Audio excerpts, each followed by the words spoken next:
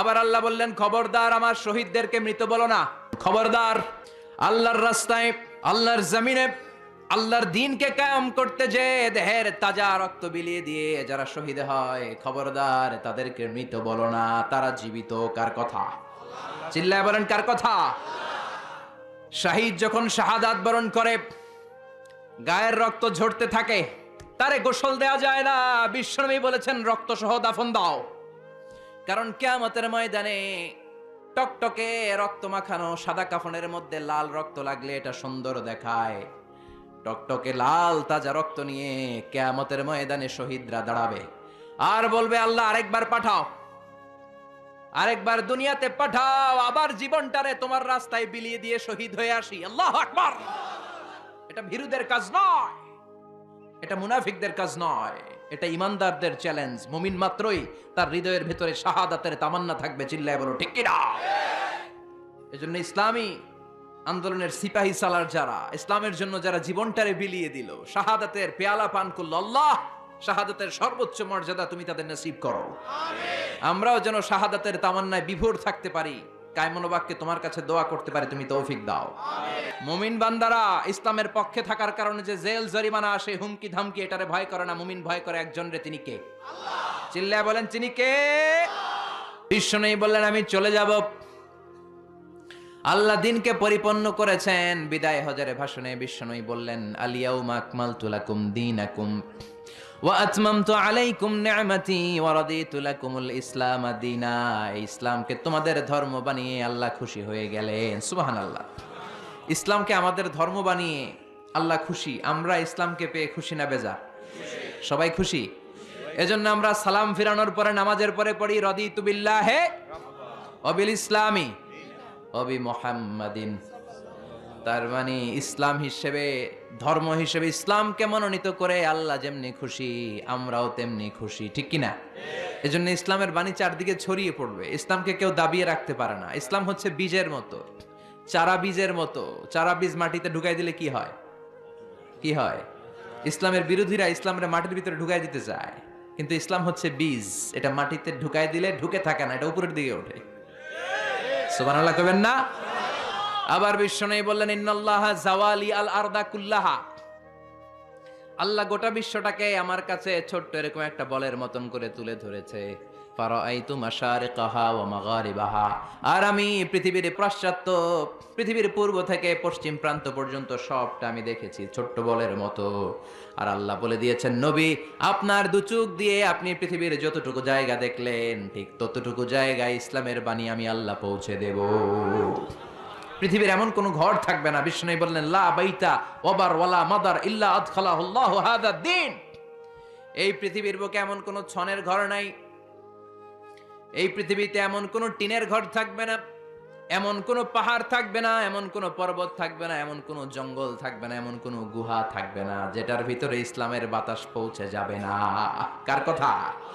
এজন্য এই ইসলামরে ঠেকায় রাখা যাবে? এই কোরআনের মাহফিলরে বন্ধ করা যাবে? এক জায়গায় বন্ধ করলে আরো অনেক জায়গায় সুযোগ আছে না নাই? সুযোগ আমাদের আছেই, এই সুযোগকে কাজে লাগাতে হবে। বিশ্বনবী বললেন, সুযোগ কাজে লাগাও। মঞ্জিলে মাকসিদে পৌঁছার জন্য সর্বোচ্চটা দিয়ে তুমি চেষ্টা করো। আমরা দৌড়ে দৌড়ে জান্নাতে যেতে চাই, আমাদেরকে থামিয়ে দেয়া হলে আমরা হেঁটে হেঁটে যাব। আমাদেরকে যদি হাঁটতে দেয়া না হয়, আমাদেরকে যদি বসিয়ে দেয়া হয়, আমরা খুঁড়িয়ে খুঁড়িয়ে সামনে আগাবো। আমাদেরকে যদি খুঁড়িয়ে খুঁড়িয়ে আগাতে দেয়া না হয়, আমাদের দুটি চোখ দিয়ে আমরা আমাদের পথের দিকে তাকিয়ে থাকবো। চিল্লায় বলো ঠিক কিনা? আমাদের অদম্য উৎসাহ, আমাদের উচ্ছ্বাস পৃথিবীর কোন শক্তি থামিয়ে দিতে পারে না। এটাই ইসলামের বৈশিষ্ট্য। এই জন্য ইসলামকে পেয়ে আমরা খুশি না বেজা? ইসলাম দিয়ে আল্লাহও খুশি, ইসলাম পেয়ে আমরাও খুশি। চিল্লায় পড়েন সুবহানাল্লাহ। আমরা যেই বইটা থেকে কথা বলবো, এই বইটাতে কোনো ভুল আছে? কেউ ভুল দেখাতে পেরেছে? এই বইটাতে সবকিছুর সমাধান আছে না নাই? সমাধান চাও যদি জীবনে, মরণে ফিরে যাও, খুঁজে নাও, চোখ রাখো কোরআনে। চোখ কোথায় রাখবেন? নাকি টিভির পর্দায়, এটিএন বাংলার পর্দায়? চোখ রাখুন, আসিতেছে আগামী শুক্রবার। রাখবেন? চোখ রাখবে একটা বইতে, নাম কি? সবাই বলেন, এবার সবাই পড়েন। সমাধান চাও যদি ফিরে যাও খুঁজে নাও চোখ রাখো কোরআনে if you want the solution this দুনিয়ায় নাখিরা go back have a look to the holy কোরআনে। আল্লাহু আকবার। কি বই দিলেন! এই বই পড়লেই সমাধান, জীবনেও মরণেও দুনিয়াতেও আখিরাতেও। সুবহানাল্লাহ, আরো জোরে সুবহানাল্লাহ। এজন্য আমরা, যেহেতু এই কিতাব আমাদের সমাধান দেয়, আমরা অনেক বিপদে আছি। আমরা এখন লেভেল প্লেইং ফিল্ডের মধ্যে আছি। আমরা কিসে আছি? কথা বলেন।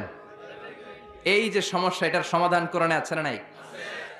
এই যে আমাদের ঐক্য ফ্রন্ট হয়, মহাদলীয় জোট হয়, 20 দলীয় জোট হয়, জোটের কথাও কোরআনে আছে না নাই? দলের কথাও কোরআনে আছে না নাই? কোথায় আছে? কয় কোরআনে। আর কোরআনে তো আছে, এটা আমি বুঝি। কোন জায়গায় আছে? কোরআনে দলাদলির নামে একটা সূরা দিয়েছে আল্লাহ, নাম সূরাতুল আহজাব। আলেম যারা আছেন একটু জবাব দিবেন। আহজাব শব্দটা প্লুরাল, এটার সিঙ্গুলার কি বলেন তো? হিজবুন মানে দল, হিজবুন মানে দল, হিজবুল্লাহ মানে আল্লাহর দল। সুবহানাল্লাহ পড়েন। হিজবুন মানে দল, প্লুরাল হলো আহজাব, মানে অনেকগুলো দল থাকবে, অংশগ্রহণমূলক নির্বাচন লাগবে। এটা কোরআনের মধ্যে আছে না নাই? এই সূরার ভেতরে আল্লাহ আহজাব দিয়ে বুঝালেন বহুদলীয় গণতন্ত্রের কথা, বহুদলীয় খেলাফতের কথা। অনেকে দাঁড়াবে, অনেকে সামনে আসবে। যারা ভালো, যারা কোরআন বুঝে, ইসলাম বুঝে, তাদেরকে আমরা চুজ করব। চিল্লায় বলো ঠিক কিনা? লেভেল প্লেইং ফিল্ড, সূরাতুল আহজাব, ঐক্য ফ্রন্ট, মহাজোট, 20 দলীয় জোট, 14 দলীয় জোট আছে না নাই? এই নামে আল্লাহ সূরাই ডেডিকেট করলেন। সূরাতুল আহজাব দলাদলির সূরা, আমার ভাই তোমার ভাইয়ের সূরা। সুবহানাল্লাহ বাড়িত গিয়া চিল্লায় পড়েন সুবহানাল্লাহ। কোরআনের চ্যাপ্টারাইজেশন নিয়ে খেয়াল করলে আপনি অবাক হবেন। এই যে দেখেন, সূরাতুল আহজাব মানে যে দল, আমরা অনেকে জানিই না। হিজবুন মানে দল, আহজাব মানে দল সমূহ, পার্টি। পার্টির নামে আল্লাহ সূরা দিলেন। আবার ওই যে ভাই বললেন সূরাতুশ শুরা, পার্লামেন্টের নামে সূরা। সুবহানাল্লাহ পড়বেন না? সূরাতুল মুলক, রাষ্ট্রের নামে সূরা, ক্ষমতার নামে সূরা। সব ক্ষমতার মালিক একজন, তিনি কে? আল্লাহ একটা সূরা দিলেন। পার্লামেন্টের নামে সূরা দিলেন, লেভেল প্লেইং ফিল্ডের নামে দিলেন, দলাদলির নামে দিলেন। আলহামদুলিল্লাহ পড়েন। এরপরে মানুষের নামে কোনো সূরা নাই। হ্যাঁ, কি নাম সূরার? সূরাতুন নাস। আবার সূরাতুল ইনসানও একটা আছে না নাই? ইনসানের প্লুরাল হচ্ছে নাস, তার মানে এক বচনে আছে, দ্বিবচনও আছে। তো মানুষ আছে, কিন্তু জিনদের নামে তো নাই। জিনদের কথাও আছে। কি নাম? সূরাতুল জিন। ছোটবেলা মনে করতাম এই সূরা পড়লে জিন আসে, পইরা শেষ করতাম, মাগার জিন খুঁজে পাইতাম না। আহা, না, সূরাতুল জিন পড়লে জিন আসে না, এটা ভুয়া কথা। বিশ্বনবীর হাতে শুধু সাহাবীরাই বায়াত হয় নাই, বিশ্বনবীর হাতে জিনেরাও হাতে হাত রেখে বায়াত হয়েছে। সুবহানাল্লাহ পড়েন। বিশ্বনবী তায়েফের ময়দানে দাওয়াত দিতে গেলেন। তায়েফের ছেলেরা বিশ্বনবীকে আঘাত করে জর্জরিত করলো। নবীর মনটা বড্ড খারাপ। আল্লাহ বললেন, নবী মানুষের কাছ থেকে প্রত্যাখ্যাত হয়েছেন, আমার আরেকটা গ্রুপ আছে, ওইটা হচ্ছে জিনদের গ্রুপ। ওই জিনদের একটা গ্রুপ আপনার হাতে হাত রেখে বায়াত হয়ে যাবে। সুবহানাল্লাহ। তার মানে মানুষের নামেও সূরা, বংশের নামে সূরা, মানুষের নামে সূরা, প্রাণীর নামে সূরা। আবার মাঝে মাঝে কিছুদিন পর পর বাংলাদেশটা কেঁপে ওঠে, কাপাকাপির নামে কোনো সূরা নাই। সূরাতুশ শুআরা। আলহামদুলিল্লাহ পড়েন। এই যে পারতেছেন না, এটা ভালো। পারেন না, এরপরে যখন শুনবেন ওইটা আর বলবেন না, ঠিক কিনা? একটু ঠেকা ঠেকা ভাব। জিজ্ঞেস করলো কি জানি মনে আসে না, হুট করে উত্তর বলা হলো, এটার মানুষ ভুলে না। এজন্য বলা হয় শিখছো কোথায়? ঠেকছি যেথায়। শিখছো কোথায়? ঠেকছি যেথায়। কবি সাহিত্যিকদের নামে সূরা, সূরাতুশ শুআরা। চিৎকার করে পড়েন আল্লাহু আকবার। আল্লাহ লেভেল প্লেইং ফিল্ডের নামে সূরা দিলেন, সূরাতুল আহজাব, দলাদলির সূরা। এজন্য আল্লাহ বললেন এই পৃথিবীতে দলাদলি থাকবে, মারামারি থাকবে, মতের অমিল থাকবে। সমাজে মতের অমিল আছে না নাই? এক এক দলের এক এক ইশতেহার, এক এক দলের এক এক ইশতেহার আছে না নাই? কিন্তু এই ইশতেহারগুলোর মধ্যে ইসলামের বিরুদ্ধে কথা বললে রাষ্ট্রীয়ভাবে বেয়াদবগুলোর বিরুদ্ধে ব্যবস্থা নেওয়া হবে, এরকম কোন ইশতেহার আমরা এখনো দেখি নাই। চিল্লায় বলেন ঠিক কিনা? নবীর বিরুদ্ধে কথা বললে আমাদের অন্তরে আগুন ধরার দরকার আছে না নাই? ইমানের বলে বলিয়ান হয়ে বারুদের মতো জ্বলে উঠবে মুমিনের হৃদয়। চিল্লায় বলো ঠিক কিনা? আমার কোরআনের বিরুদ্ধে, ইসলামের বিরুদ্ধে, নবীর বিরুদ্ধে যদি কেউ কথা বলে, তাদের সাথে আমাদের কোনো আপোষ চিল্লায় বলেন আপোষ। সূরাতুল আহজাব, লেভেল প্লেইং ফিল্ড, দলাদলির সূরা। আল্লাহ বুঝাতে চাইলেন অনেক দল থাকবে, অনেক মত থাকবে, আছে না? এক একজনের এক এক মত, এক একজনের এক এক দল। সবাইকে যে এক দলই করতে হবে এমন কোনো কথা নাই। সবাইকে এক ধরনের পোশাক পরতে হবে এমন কোনো কথা আছে নাকি? সবার রুচি একরকম হইতে হবে কথা আছে? কিন্তু মিউচুয়াল রেসপেক্ট থাকতে হবে, সম্মান থাকতে হবে। এক দলের নেতার প্রতি আরেক দলের নেতার সম্মান আছে না নাই? সম্মান থাকতে হবে। সবাইকে পীর সাহেবের মুরিদ হইতে হবে, সবাইকে তাবলীগ করতে হবে, সবাইকে জামাত ইসলাম করতে হবে, সবাইকে হেফাজতে ইসলাম করতে হবে এমন কোনো কথা নাই। চিল্লা এখন ঠিক কিনা? কিন্তু মিউচুয়াল রেসপেক্ট, আমি যেরকম ভাবি সবাইকে ঠিক ওই রকমই ভাবতে হবে, আমি যেটা পড়ি ওই রকমই পড়তে হবে এমন কোনো কথা আছে না। এই জন্যই আল্লাহ লেভেল প্লেইং ফিল্ড তৈরি করার জন্য সূরাতুল আহজাব দিলেন। অনেক দল থাকবে, অনেক মত থাকবে, কিন্তু মিউচুয়াল রেসপেক্ট লাগবে। পারস্পরিক সম্মান আর ভালোবাসা আছে বাংলাদেশে? পার্লামেন্টে আছে, রাজনীতিতে আছে, দেশের নেতা খাতাদের মধ্যে আছে, কিন্তু এটা থাকার দরকার আছে না নাই? কথা বলেন। সরকারি দল বিরোধী দলের প্রতি একটা শ্রদ্ধা থাকার দরকার আছে না নাই? বিরোধী দলের নেতা নেত্রীরাও আবার সরকারি দলের প্রতি একটা শ্রদ্ধার দরকার আছে না নাই? আবার যারা তাবলীগ করে তারা চরমনায়ের মুরিদদের প্রতি একটা শ্রদ্ধার দরকার আছে না নাই? আবার যারা পীরের মুরিদ তারা হেফাজতকে ভালোবাসার দরকার আছে না নাই? আবার যারা জামাত ইসলাম করে তারা অন্য দলকে বুকে টেনে নেওয়ার দরকার আছে না নাই?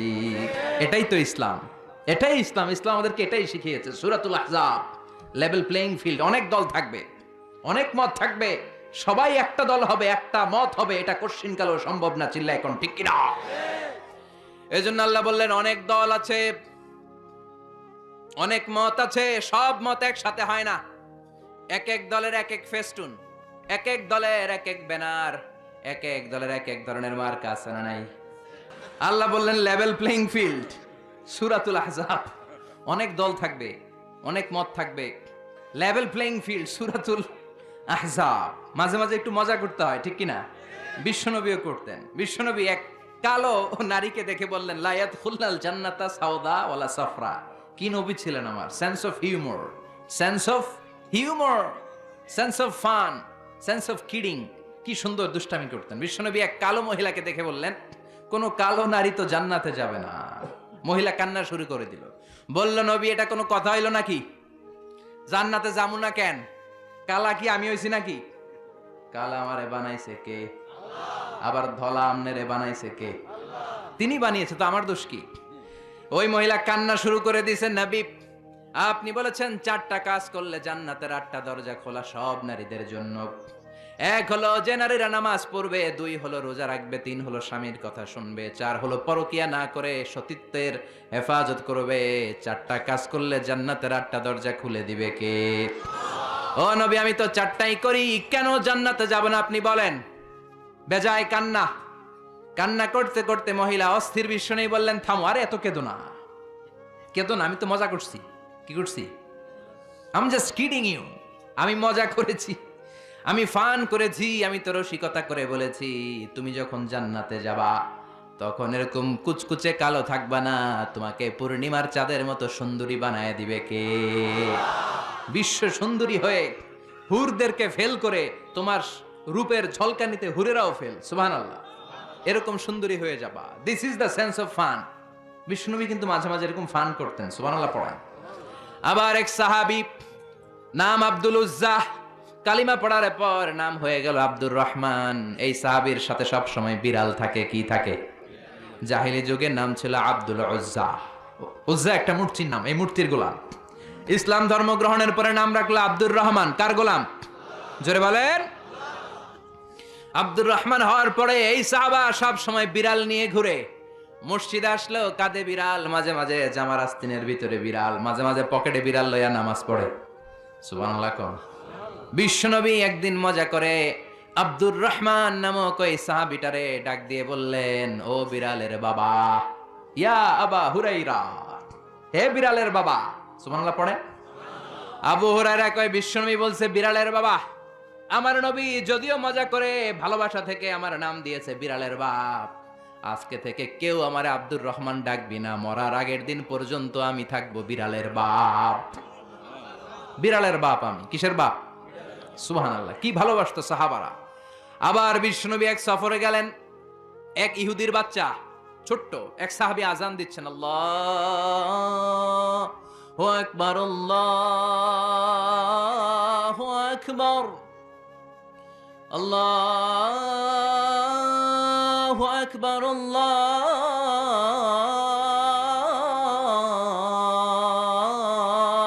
আকবার। এক সাহাবী সফরের মাঝখানে আজান দিচ্ছেন, তো ইহুদিটা পেছন থেকে মুখ ভেঙাচ্ছে। তো এক সাহাবী আজান দেয়, আরেকজন ঠেসারায়। যে ঠেসারায় সে ছোট ইহুদির বাচ্চা। সাহাবী আজান দেয়, এক গাছের ঝোপঝাড়ের পেছন থেকে ইহুদির একটা ছোট্ট ছেলে ঠেসারায়। বিশ্বনবী বললেন, এটারে ধর। দুই সাহাবী ছোট্ট বাচ্চাটারে ধরে আনলেন। বিশ্বনবী ছোট্ট বাচ্চাটার মাথার চুলের ঝুটির মধ্যে ধরলেন, চুলে সামনের এই জায়গা আছে না, এটার বলে নাসিয়া, এই নাসিয়ার মধ্যে ধরলেন। বিশ্বনবী বললেন, নাম কি? কি করস, ঠেসারাইলি কেন? ছোট্ট ছেলে বলে, মাফ করে দেন। বিশ্বনবী বললেন, না, তোর মাফ নাই, যেহেতু তুই ঠেসারাইলি। আমার সাহাবী যেমন আজান দিছে তুইও দে। কয় আমি দিমু না। কয় তুই দিবি না, তোর বাপে দিব, দে। ঠেসারাইলি কেন? এবার বিশ্বনবীও ছাড়ে না, ভয়ের চোটে ওই ছোট্ট ইহুদির বাচ্চা আজান দিচ্ছে, আল্লাহু আকবার, আল্লাহু আকবার, আল্লাহু আকবার, আল্লাহু আকবার, আশহাদু আল্লা ইলাহা ইল্লাল্লাহ, আশহাদু আল্লা ইলাহা ইল্লাল্লাহ। এরপর আর করে না, এরপরে আর, কারণ ইহুদিরাও আল্লাহরে মানে কিন্তু নবীরে মানে না। কারণ এরপরে আছে আশহাদু আন্না মুহাম্মাদার রাসূলুল্লাহ সাল্লাল্লাহু। বিশ্বনবী আবার মাথার চুল ধরে টান দিলেন, ক ঠেসারাইলি কেন? ইহুদির ছোট্ট ছেলেটা এবার বয়ের ছোটকে আমার মাইরা ফালাইবো। বয়ের ছোটে এবার কয় আশহাদু আন্না মুহাম্মাদার রাসূলুল্লাহ, সুবহানাল্লাহ পড়ে। এটা ছিল এই ছেলেটা ইহুদি থাকার কথা ছোট্টবেলায় মদিনায় যখন বিশ্বনবী গেলেন। এরপরে শেষ জীবনে সে কালিমা পড়ে মুসলমান হয়েছে, আলহামদুলিল্লাহ। কোন কালিমা পড়ে মুসলমান হওয়ার পরে বিশ্বনবী তার মাথার চুল ধরে যেরকম টান দিছিলেন আর বলছিলেন, ঠেসারাইলি কেন, আজান দে। মাথার সামনের যে অংশে তিনি চুলে খাপ করে ধরেছিলেন, ওই সাহাবী ইহুদি থেকে কালিমা পড়ে সাহাবী হওয়ার পরে বিশ্বনবীর ধরা ওই চুলগুলো তিনি জীবনেও কাটেন নাই। এই সাহাবী ডান দিক দিয়ে চুল কাটে, বাম দিক দিয়ে কাটে, পেছন দিয়ে কাটে, সামনের চুল কাটে না। সামনের চুল বড় হতে হতে মহিলাদের মতো এত বড়, পেছনে কোনো চুল নাই, ডানে বায়ে চুল নাই, চুলগুলো পেঁচিয়ে মাঝখানে রাখে আর পাগড়ি পড়ে। কারো সামনে যখন পাগড়ি খোলে অদ্ভুত চুল দেখে সবাই ভয় পায়। সবাই বলে, ও সাহাবী, ঘটনা কি, তোমার মাথার সামনের চুল বড় কেন? কয় এটার কারণ হলো আমি নবীর সাহাবীরে ঠেসারাইছিলাম। কি করছিলাম? আমি ব্যঙ্গ করেছি নবীর সাহাবীকে। সে কারণে আমি যখন ইহুদি ছিলাম, আমার পেয়ারা নবী, আমার বিশ্ব নবী, আমার প্রাণের রাসূল আমার মাথার চুল ধরে বলেছিলেন আজান দে। আমার নবীর বরকতময় হাত আমার মাথার যেই চুলের মধ্যে লেগেছে, মরার আগের দিন পর্যন্ত আমি চাই ওই চুলটা নিয়ে আমি কবরে যাব। এই চুল আমি কাটবো না, এটা আমি রেখে দেবো। সুবহানাল্লাহ পড়েন। বিশ্ব নবী আমাদের জন্য মডেল। আমাদের মডেল কে? চিল্লায় বলো, আমাদের মডেল কে? পৃথিবীর কোন নেতা খেতা আমাদের মডেল নয়, পৃথিবীর কোন নায়ক নায়িকা আমাদের মডেল নয়। আমাদের মডেল কে? জোরে বলেন, মডেল কে? নাকি শাহরুখ খান, আমির খান, হিরো আলম? আমাদের মডেল কে? আমাদের মডেল একটাই, তিনি কে? সবাই বলেন, তিনি আমাদের মডেল। এজন্য আল্লাহ সূরা দিলেন লেভেল প্লেইং ফিল্ড, সূরাতুল আহজাব। মনে আছে? ভুলে গেছেন মনে হয়। দল কি একটা থাকবে না অনেকগুলা? অনেক দল থাকবে, অনেক মত থাকবে, অনেক মার্কা থাকবে। এই দল নিয়েও মাঝে মাঝে মারামারি আছে না নাই? এই মারামারি যদি বন্ধ করতে হয়, একজনকে মডেল মানবা, তিনি কে?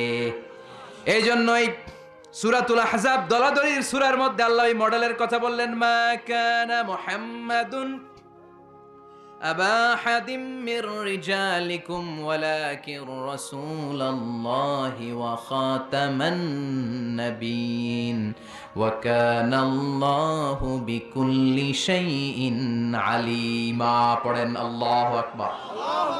দলাদলি থাকবে, দলাদলি কমবে কেমনে? মারামারি কমার একটাই মাধ্যম, একজনকে নেতা মানতে হবে, তিনি আমার নেতা, তোমার নেতা, বিশ্বনবী।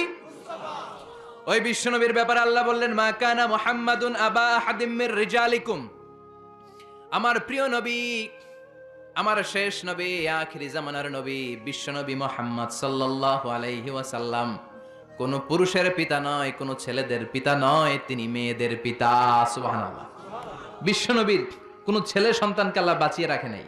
মা কানা মুহাম্মদ, মুহাম্মদ সাল্লাল্লাহু আলাইহি ওয়াসাল্লাম নয় আবা আহাদিম মির রিজালিকুম, তোমাদের কোন ছেলেদের পিতা। বিশ্বনবীর কোন ছেলে দুনিয়াতে বেঁচে ছিল? কথা বলেন। বিশ্বনবী ছিলেন মেয়েদের পিতা। বিশ্বনবীকে আল্লাহ তিনটা ছেলে দিয়েছেন, একজনের নাম কাসেম, আরেকজনের নাম আব্দুল্লাহ, আরেকজনের নাম ইব্রাহিম। ছোট্টবেলায় এই তিনটা ছেলেকে নিয়ে গেল কে? বিশ্বনবীর চারটা কন্যা বেঁচে ছিল, ফাতিমা, রুকাইয়া, জাইনাব, উম্মে কুলসুম, তারা ছিল। বিশ্বনবীর কোনো ছেলে ছিল না। বিশ্বনবীর কোনো ছেলে দুনিয়াতে বড় হতে পারে নাই। বিশ্বনবীকে আল্লাহ শুধুমাত্র কেবলমাত্র কন্যা সন্তান দিয়েছিলেন। কোন সুবহানাল্লাহ। এজন্য আল্লাহ বললেন, মা কানা মুহাম্মাদুন আবা আহাদিম মির রিজালিকুম, মুহাম্মদ সাল্লাল্লাহু আলাইহি ওয়াসাল্লাম তোমাদের কোনো ছেলেদের পিতা নয়, তিনি মেয়েদের পিতা। কার পিতা? কথা বলেন। বিশ্বনবী বলতেন, আমি মেয়েদের পিতা, এজন্য মেয়েদের সাথে খারাপ আচরণ করো না। বিশ্বনবী ফাতেমাতুজ জাহরাকে এতটা ভালোবাসতেন, বিশ্বনবী বলতেন, ফাতেমা তু বিদউম মিন্নি, ফাতেমা আমার কলিজার টুকরা।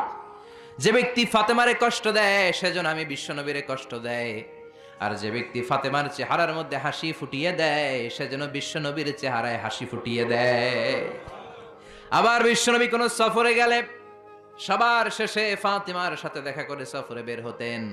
আবার সফর থেকে বিশ্বনবী যখন ঘরে ফিরতেন সবার আগে ফাতেমার সাথে দেখা করে ঘরে ফিরতেন। তিনি কোনো ছেলেদের পিতা নন, তিনি মেয়েদের পিতা। এজন্য বিশ্বনবী বলতেন, খবরদার নারীদের সাথে খারাপ আচরণ করো না। যারা নারীদের সাথে ভালো তারা আল্লাহর কাছেও ভালো, ঠিক কি না?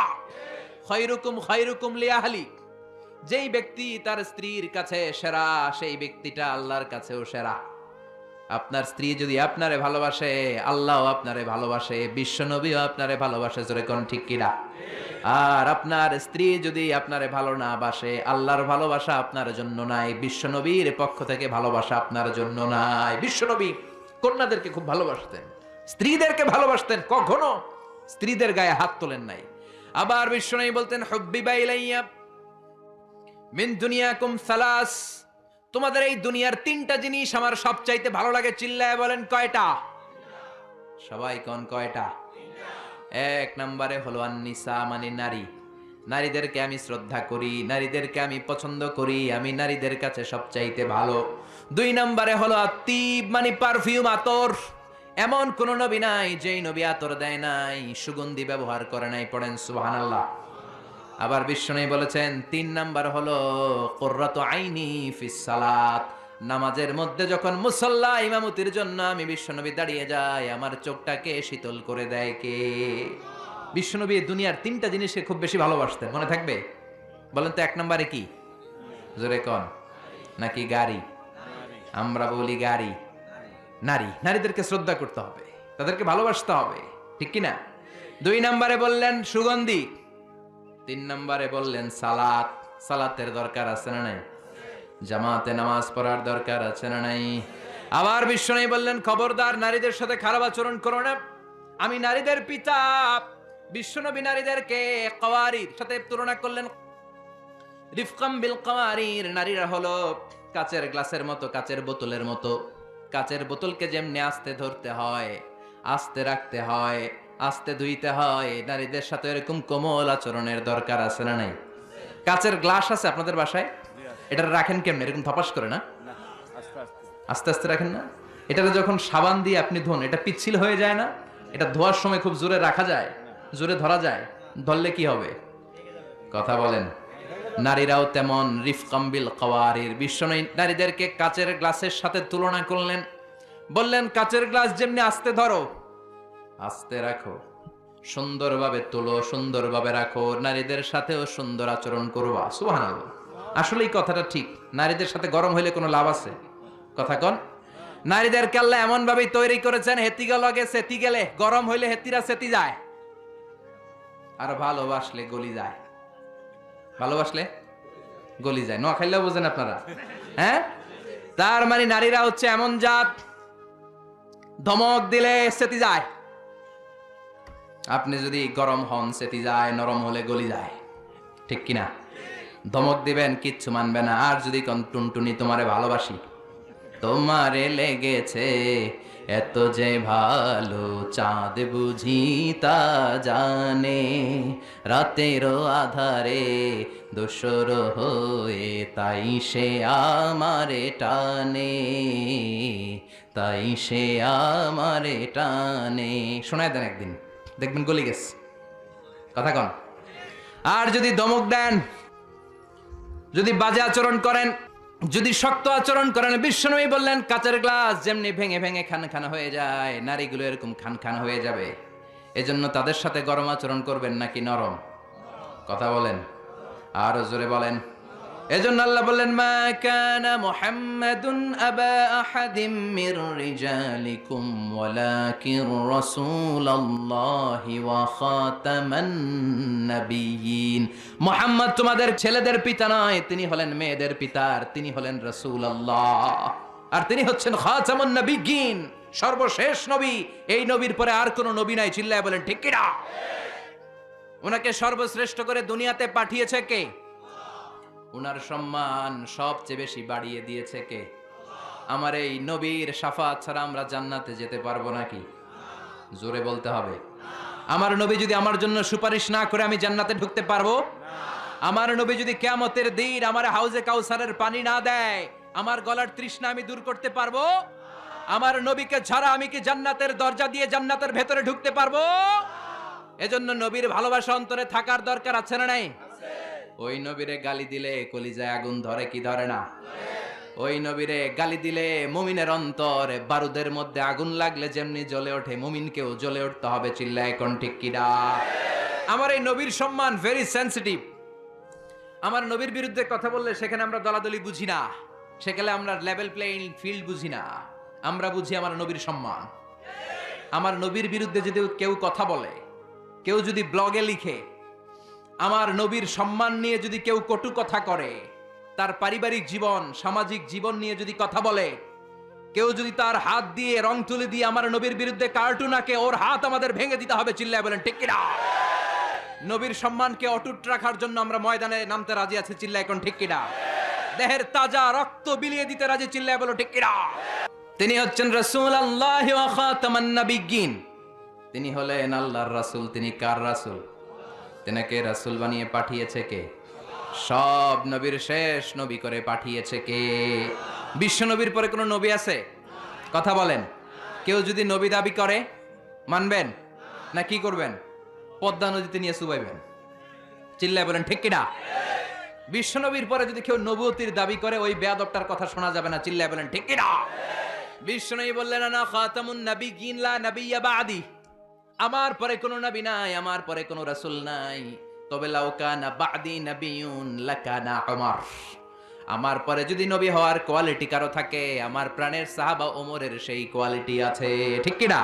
প্রভু তুমি বলেছো রাসূল দেবে না, বলনি দেবে না ওমর, বলনি দেবে না হামজা তারিক, খালিদ বিজয়ী সমর। প্রভু তুমি বলেছো রাসূল দেবে না, বলনি দেবে না ওমর, বলনি দেবে না হামজা তারিক, খালিদ বিজয়ী সমর। প্রভু তুমি বলেছো রাসূল দেবে না। পড়েন আল্লাহু আকবার। কারণ আমার নবীর পরে কেউ নবী আসবে এটা কোনো মুমিন মেনে নিতে পারে? চিল্লায় বলেন, আরো জোরে বলেন, পারে না। যারা এই বিশ্বনবীর খতমে নবুয়ত নিয়ে বেয়াদবি করেছে, গোটা বিশ্বব্যাপী এই বেয়াদবগুলোর লাঞ্ছিত করেছে কে?